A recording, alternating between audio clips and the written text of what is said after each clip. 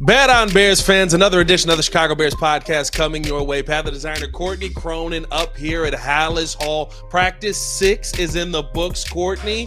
We saw some pads popping today. It seemed like live tackling today, and the defense took full advantage of it. We got to talk about what Caleb Williams did at practice today. Looked fine. Looked fine. I think that's a great word for it there. Fine. We got to talk about what we saw out of the running game yet again. DJ Moore spending some time in the backfield, also looking at Rome Odunze and how this offense is being built out. All that and more in today's episode of the Chicago Bears podcast. Hit that like button, subscribe to the page, leave a 5-star review. Y'all know what to do. A little bit cooler today, Courtney. Not as sweaty by the end of practice. Sounds like I picked a good day to be in Bristol, Connecticut yesterday when you guys were dealing with the horrific humidity. But it's that time of training camp. I know you said it's day 6. It feels like it's day 40. Yeah. Which means we still have another month to go. It's insane to think about, but 6 days in, you have a feel now for what these practices are. We know the intensity of Ben Johnson. We know what they're expecting of the offense, how much they're throwing at the unit. We know the defense is trying new things that some of these guys just haven't been a part of. The amount of dime we've seen from dime packages with these DBs, more than I can remember seeing under the previous staff. But I think as we encroach on the week mark of training camp, there's a lot to take away, both good and stuff that they can work on, that the Bears probably feel they've gotten they have a nice sample size here to sort through as they start getting ready for the first joint practice, which is not till next week. But as you get in pads, you get to start to take shape. We'll find out more about how they feel about the pass rush. We'll find out more about the backfield rotation. Yeah. Certain guys, as you mentioned, that are working their way into the backfield, but it's a different part of camp now that they're in pads, and they won't go back to shells until later on. Yeah, I think what's interesting today, and I want to start off here, Colston Loveland, this is his 3rd day essentially being in full team periods. Courtney, he's getting the football a lot. Saturday when we were here, he was throwing the ball, receiving the ball a ton. Yesterday, we saw him being a big part of the offense. Today, yet again, seems like Ben Johnson is really looking to use his new weapon this season. And it's specifically where he's looking to use his new weapon. I remember there was a move the ball period today where it's 3rd and 7. That's a money down. You're going to Colston Loveland, the rookie tight end, who you expect to win his matchup there.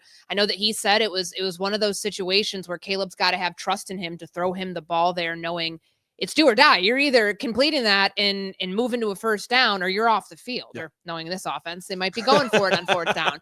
But for Colston to work his way into some first team reps early on after getting back, and he's been part of training camp since day 1. He just has been in a ramp up period. I think you're starting to see what the tight end usage is going to be, like what his role in the early stage of this install is going to be. And that can be your critical go-to guy. That's not necessarily DJ Moore. It's not necessarily Rome Odunze. You've got another weapon in the pass game that they feel pretty confident about to be working him into some pretty important situations early on. Yeah, it seems like Colston is getting a lot of the focus. And I love the fact that the 2 positions that we see, I guess if we extrapolate out, right, that are getting the ball a ton here, you're seeing Colston Loveland get it. You're seeing Olamide Zaccheaus get it right now, who I guess we're expecting that's going to be Luther Burden, although today, from what we saw at practice and from what we heard from Ben Johnson early this morning, seems like maybe there's more struggles than we thought. He looked fine in the walkthrough period when I had eyes on him yesterday. I guess they did another period in the afternoon yesterday, and there was a lot of stopping the offense, resetting things because he was behind schedule. Well, we've heard from players, and we saw it on day 1 last Wednesday when they get kicked out of a drill with the first team offense because they couldn't line up properly. Yeah. There is so much that happens here pre-snap, and it's not just shifts, it's not just motions, it's all of that and then some when they're trying to throw off the defense. For somebody who hasn't been out on the field since May, really since rookie minicamp, he had like 1 day of OTAs in May and then gets hurt. I'm not surprised. Yeah. I don't care how talented you are. You could be a first overall pick at receiver, and it's still going to be difficult if you're not on the field, knowing the timing, knowing the body language, the tells, the silent communication, the cadence of the quarterback. If one person out of the 10 lines up wrong, Ben Johnson is very clearly going to call that out. And that's good because it corrects the mistake on the fly, but definitely felt like there were some teaching moments today where Luther Burden was on the receiving end at the line of scrimmage of not doing something the right way. And you said it, like Ben talked about this yesterday, and he said he's behind. He's a little bit behind right now, and that's okay. Like, it's not a red flag to me. Like, no, it's a red flag that he hasn't been out there because, injury. It's like, oh man, like, how long is this taking you to heal from a hamstring injury? How severe is it?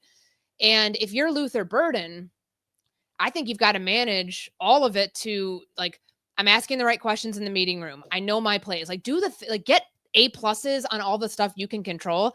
Because right now he can't control whether Zacchaeus is going to be wide receiver 3 in this offense. Right. I mean, he came off a really good season for himself last year, his bounce back year.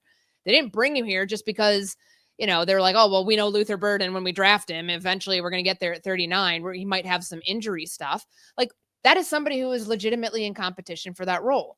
But I think if you're Luther Burden, you can't think of it that way because he has so much to, like, catch up on. He hasn't been out there for 2 months. So timing's first. Before skill, before whatever unit you're part of offensively, he's got to get the timing part down.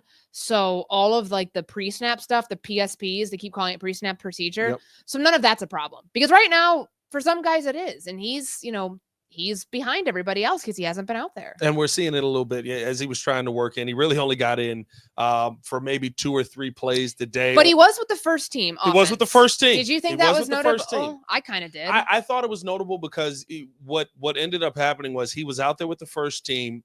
He didn't motion the way he was supposed to, and the ball was supposed to go to him. They ran the exact same play after that with Olamide Zacchaeus, and it's essentially keep in motion, go out to the left side, turn around, catch the football. Zacchaeus made the play.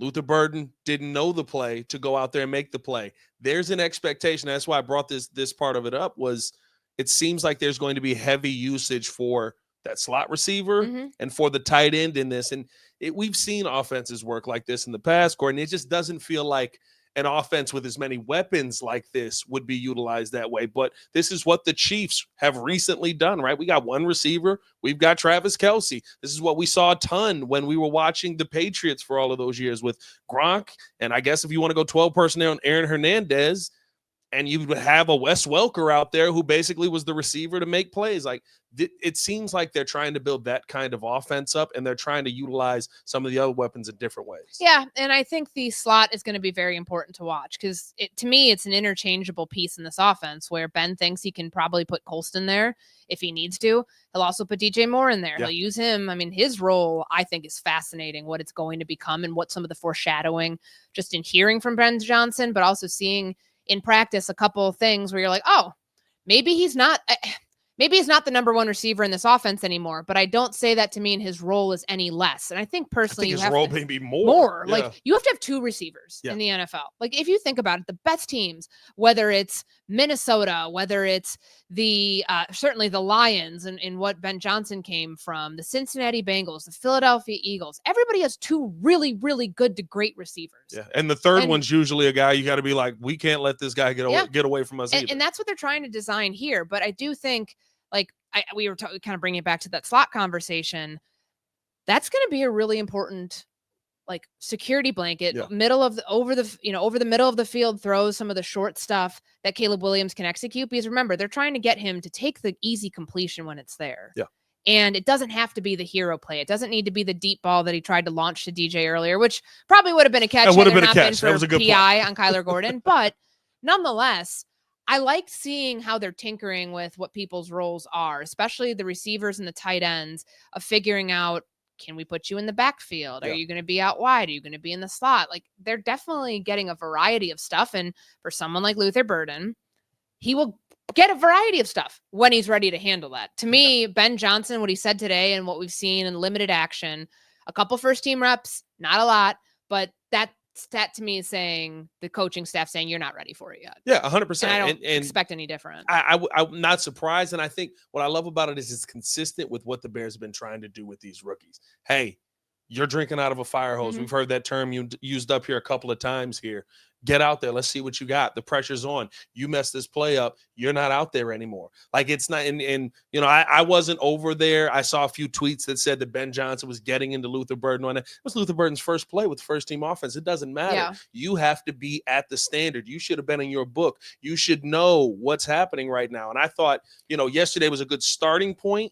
I think these are the teaching moments that, again, this team truly needs to be great. And He probably is. Like, from everything we've heard, he's asking the right questions. He's in meetings. He's being attentive. But there's something different about learning, like on paper, and then translating it into real time. Yep. That's when things can be very different. It's just like, you study for a test and you get in front of it and it's like, okay, well, all the information's different. Like, I have to think on the fly. I have to think more quickly. And that's the process he's going through right now. Yeah, 100%.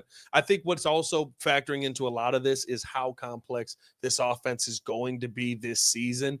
This does not seem like an offense that you can just walk onto the field and I just looked in a book and say, oh, I'm going to be able to go out there and pick it up. I thought that the epitome of that was the DJ Moore play that you brought up, right? We've seen DJ Moore used in the backfield a couple of times, and then we see him from the backfield running out on a go route down the sideline. It's like, wait a minute, like, are we going to use him in, like you said, that Deebo Samuel manner? Like, that's not normal offensive play calls. That's not something you just pick up on by watching from the sideline.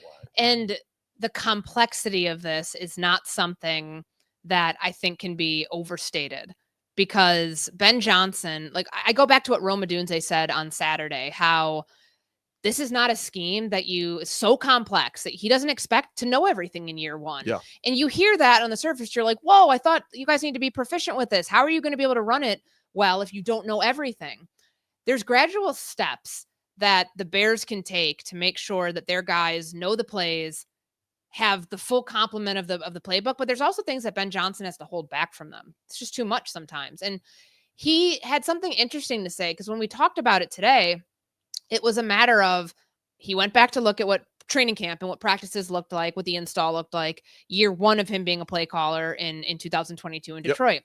2 years later, or 2 seasons later, 2024, it looked very different, and it was much more complex, much more layered. And what he said is that it's not like the Bears went back to 2022 Detroit. They're picking up from where last season Ben left off. Starting, so yeah. It's much more complex. They're being thrown a lot more on their plate. So I don't anticipate that someone like Caleb, Rome, DJ, any of these guys are going to be 100% proficient in every little detail of the scheme year one. And it's interesting because we have Monday Night Football, obviously first game of the season against the Vikings. And I did a sit-down interview with Caleb today just to, kind of go through some of the stuff from last year, go through stuff from this year. And I think it's poignant you bring this up, because we talked about like the complexity of this scheme. And at some point for Caleb, he wants it to be my offense, meaning like me and Ben.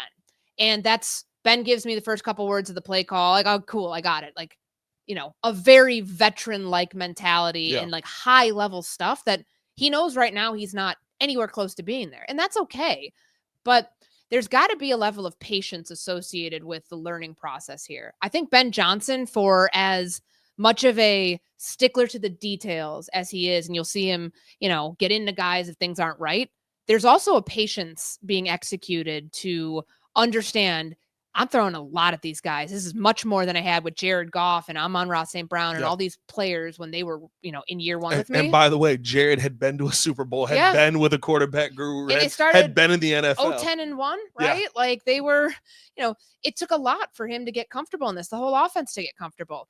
I don't think that Ben, though, from what he's saying, I don't think he expects, or at least he's not okay with it taking that long this time around. No. And that's where you get the level of proficiency these players have to have at a different rate than they did in Detroit, but also understanding it is really difficult. It is really like there's checks. There's, nobody used like more pre-snap motion than Detroit last year. It might have been like one or two more teams. They had like the third or fourth highest usage in the NFL. That takes a lot to master, because that's all in Caleb to be like, hey, first, obviously the guys need to know what their roles are and what their jobs are, but he's got to know what he's calling out, the protections, all of those things, but then accounting for all this stuff moving before the snap so it throws off the defense. That's not year one stuff, guys. Like, I don't know what to tell people, because they expect that there's going to be, he's going to come in, it's a new offense, it's built around him, he's going to be perfect. I don't think it's going to look perfect for a while. I don't know if it ever will look perfect, but it's not going to look to the level of high-flying Detroit Lions, 30 points a game, offense proficiency, all this stuff, trick plays, in week 1 in September. It's just not. I think what's interesting too is because of that, right? A lot of people are looking and saying, well, isn't this what Shane Waldron did? I heard Albert Breer talking about, he's concerned with how much they're giving Caleb. And I heard Abdallah on Black and Abdallah saying that, this is kind of what we saw happen to our quarterbacks before. They got a ton on their plate. And I think the biggest difference is that the next step is the most important. I'm giving you all this information, but I'm also remembering what you did well, what you didn't do well, and I'm taking the rest off of your plate so that we can run these plays the right way. That's how you build successful offenses. That's how you go out there and you win games before a team is supposed to be ready to win because they don't know everything in the offense. How long do you think it took Tom Brady to master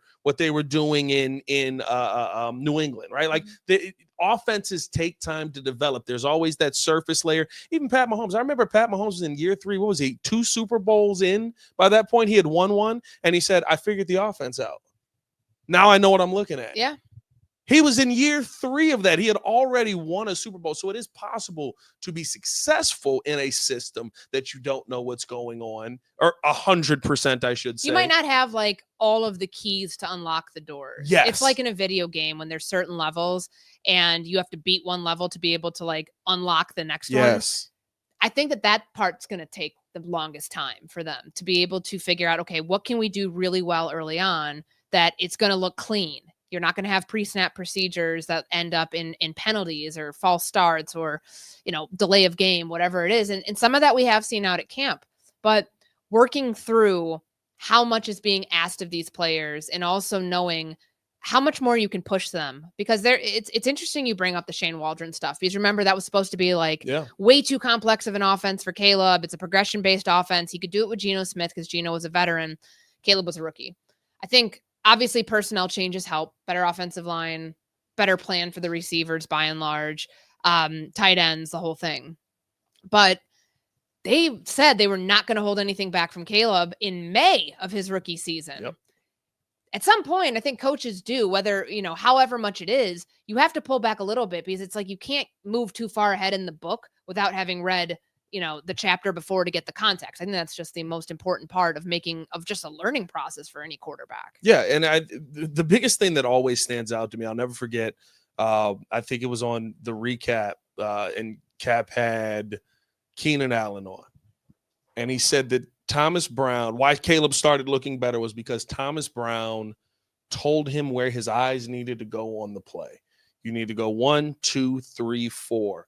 And I think sometimes you get so lost as coaches trying to give somebody everything, you miss a very key step in that process. And it looked like when you watch games before that, Caleb had no idea at times where he should have been looking, where his eyes needed to go on the play. Why is he missing this guy over here? Well, he's looking over here, right? Like those are the things that I think the coaching staff now, the steps they're not going to miss. We're letting you know this is where you need to go. And to the point, Ben Johnson's blowing plays dead if he's not on the read at the right time. Plays dead. Don't worry. Like it's like, why go through it? Why go through it? We're not trying to get the scramble drill out of this. We want to run the play the right way. And obviously, like there will be, free plays in the season. That happens every once in a while. But like, if it's not right, if you notice something right away is off, they're not going to run it. They're not just going to run it for like, all right, just for the hell of it, like get it done. Like that's, I think Ben's seeing that's not a fruitful exercise for this team. Yeah, 100%. What is your assessment of how Caleb Williams looked? I've heard multiple different opinions in the media room and things like that. To me, I said the word fine, and fine based off of yesterday looking like a solid day as well. Seems like he's still going the right direction. I didn't feel like he went backwards. No, I think that, the 2-minute period when they didn't move the ball, like that sometimes the defense is going to dominate. And it's first day of pads. I think the defense set the tone physically. That's something I wouldn't say like defense won, offense lost. I just think that the defense got the better end in certain situations, but he looked like he's building on what he did. I think Saturday, in my opinion, was his best practice when he was out here. Yep. And that was their last day before they went into pads. There's certainly a different level of physicality attached to it. I mean, there's some live tackling stuff where guys are like tackling to the ground. There's a moment where I think DeAndre Swift got smooshed by Andrew Billings. I'm like, wow, okay, they're really taking that part seriously. They're leaning into it. But, for Caleb, there was a bad snap early on in 11 on 11. Yeah. That's something that, what did Ben Johnson call it? High school Harry? High school and Harry stuff. Like, that stuff can't happen. And the Have you heard that before? I know what it meant, but I had never heard that before. I think, obviously it means amateur hour. Yes, but I had never heard that term before. And who's Harry? I just think it's a play on words. And someone looked at me when I was like, what does this mean? They looked at me like I had 10 heads. And they're like, what do you mean you don't know high school Harry? I was like, no, I don't know who high school Harry is. But I think he looked fine. Like, fine's a good way to put it. Solid, good, not great. Like, because they're, the move the ball period, they get the 3rd and 7 to Colston Loveland, and then I think the drive stalls out after there. Yep. That's okay. Because they were still moving the ball up until that point. He was converting passes. He was converting downs, especially 3rd down, which is critical. So I think he's been good. I think it's the right amount of measured progress that you expect after a week of training camp. Now, a week from now, what's the conversation going to be? Is it going to be that he's lighting up the defense, that, he's escalated so much over the span of a week? Well, no, because what we know about this offense is really complicated. Yeah. So I know it's not like the headline grabbing news where, wow, Caleb Williams makes massive jump one day in practice. It's going to be measured to get there, which I know a lot of fans are going to want progress to happen much sooner. I just don't believe that to be like a realistic thing. There's a lot he's learning. And it's not just learning this season. I've said this a couple of times, Courtney. It's not just him learning this season. It's him unlearning last season. Yes. There's a lot of things that you have bad habits that he's got to break. Bad habits last season. And Ben Johnson's breaking. I mean, when I tell you the first few days of this practice, the amount of times where Ben Johnson was like, that's not what the outcome of this play needs to be. Run it again. That's why he ends up throwing Caleb Williams out of practice in the air, out of the. I didn't say it, Ben. Calm down. Out of the drill there, right? Like that's why they throw the first team offense out, because we're not getting the desired result because you're going to those habits that you had before. We're not doing that this season. Like it's not just learning; it's a portion of unlearning that you have to do, and that's hard to do over where we at now. 4 months of Ben Johnson basically being able to work with Caleb Williams at this point. There's a lot that still has to be done. Yeah, and the habit breaking could take years. Like, there's habits that happened in college that are problems. How long he's been playing football, and he's been doing things one way for a very long time and been very good at it. Yeah. A specific way for a very long time. Ben has said it. Caleb has acknowledged it. He's got to play within structure in this offense. That takes time to know, all right, I'm not hitting the eject button here. I'm not going to just default to the hero play. He said that like week 1, or, the last time he spoke publicly, he said it can't be me always looking for the big play. Yep. Learning those habits in training camp, that's the whole like chipping away element that takes way more time. Might not seem like you're making a whole ton of progress with it, but like over time, if you're doing it right, if the habits truly are starting to dissolve and you're building up better ones, then you're going to see a more efficient quarterback. But I think that's probably the hardest part, more than just learning the offense, is like breaking bad habits that maybe have been a crutch for him in the past, of things he defaulted to or deferred to that Ben doesn't want him to do anymore, or that maybe he won't be able to operate the offense well if he does it anymore that way. And I think what I love is, right, like we talk about them blowing the plays dead and stuff like that. We know Caleb Williams can escape. We see it out here every and they know it then. too. And they know it too. And they're like, well, you got that in your bag. It's what you do best. Don't get rid of it, but we need you to operate here. When you need to utilize that, make sure that you go to it. But if you trust what we're doing, you'll be able to move the football down the field. And that's what a lot of those plays felt like, right? When I see, the 11-on-11 periods, they're not moving the ball up the field every time there's a completion. They're not moving it back every time there's a false start. So I see the PI that ends up happening, a beautiful ball from Caleb Williams to DJ Moore. I assume that Ben Johnson's going to find a way to get the offense into the end zone on that. That's a successful play. We saw a DeAndre Swift run that was for a big gain. That's a first down that keeps the chains moving. The play call is now different then. This is an install period. This is not a game. And I think that's where so many people, when I see them come with their list of like, well, Caleb Williams was 7 for 15 today. It's like none of that matters in the long run. I think, certainly they're measuring it, because the 70% completion percentage thing is still very much a goal of theirs, and they have to measure it off of 7-on-7 and 11-on-11. But no 7-on-7 today. No, that was crazy. I haven't I actually seen that wonder before. what to make of that, because usually like the early parts of padded practices, to be able to like pull off of some of the intensity. I mean, well, actually those can be pretty intense.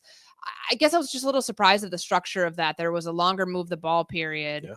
less 2-minute. But yeah, I mean, even one-on-ones. We haven't seen any one-on-one battles yet, really. We saw that. Like, We saw little that bit the yesterday. day that you weren't here. We saw a lot of the one-on-ones. I saw the offensive line. Grady Jarrett and Joe Tooney were going at it. According That's to gonna be a fun matchup. It was like two gorillas in a phone booth. It was beautiful to watch. As somebody who wanted the offensive line to be good, I was like, Grady Jarrett would have ripped Bill Murray a new one last season. Sure. Like, this is Bill Murray's still here, but we've seen it a little bit more as we're starting to get going. We saw it yesterday.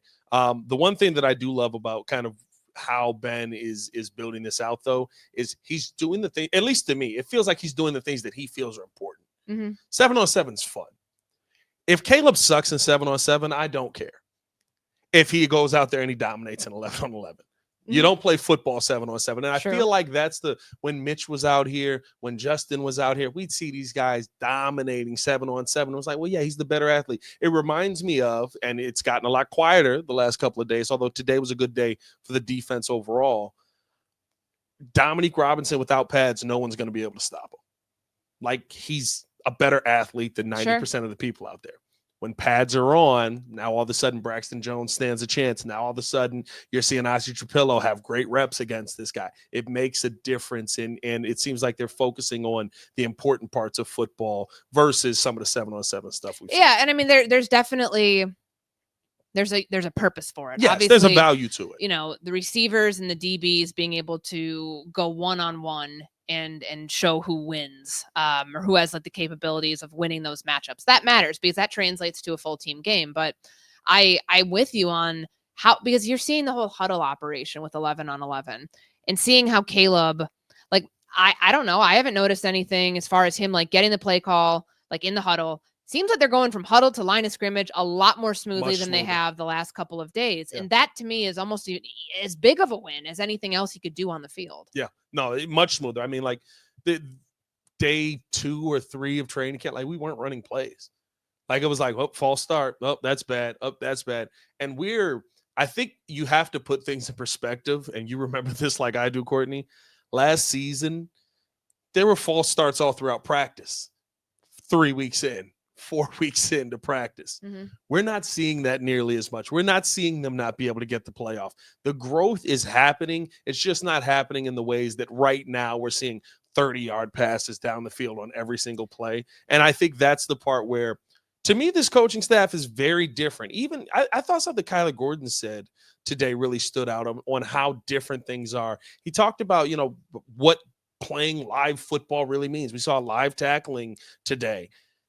He said over the last couple of years that they did none of that under Matt Eberflus, and that you learn football by playing football, essentially. I get that, and I take some of that with a grain of salt because, like I told you pre-show when we were talking about that, like I definitely remember a live tackling period early on in the Flus tenure when Roquan Smith, like his first day back in pads after ending his holdout, just laid out David Montgomery.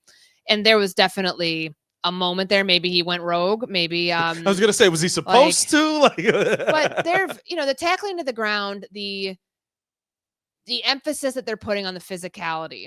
I wonder if some of this had to do with what is going on in the New York Jets organization right now. Aaron Glenn had his first practice. The guy that was the defensive coordinator with the Lions last year, who Ben Johnson went against every single day in practice. He had a very, very heavy physical live tackling to the ground, which you really don't do much at all, ever. Not even like, training camp's one thing, but like definitely never in the season. Yeah. Like you have thud periods where like you're supposed to, it's like, wrapping people up waist up. But apparently in New York, they're doing like pretty heavy sessions on that. And I do wonder if Ben Johnson sees that. And it's like, all right, this guy came from where I came from. I want to match that level of intensity too. So, to hear what Kyler said today, I would imagine at times there were moments where they did that. This early in camp, I can't remember seeing many live tackling situations like 6 days into training. Well, I think that's the thing too, right? Like, I don't remember seeing them ever go to the ground. I do wonder. You're not really supposed to. That's how injuries happen. And luckily they got away today without any injury.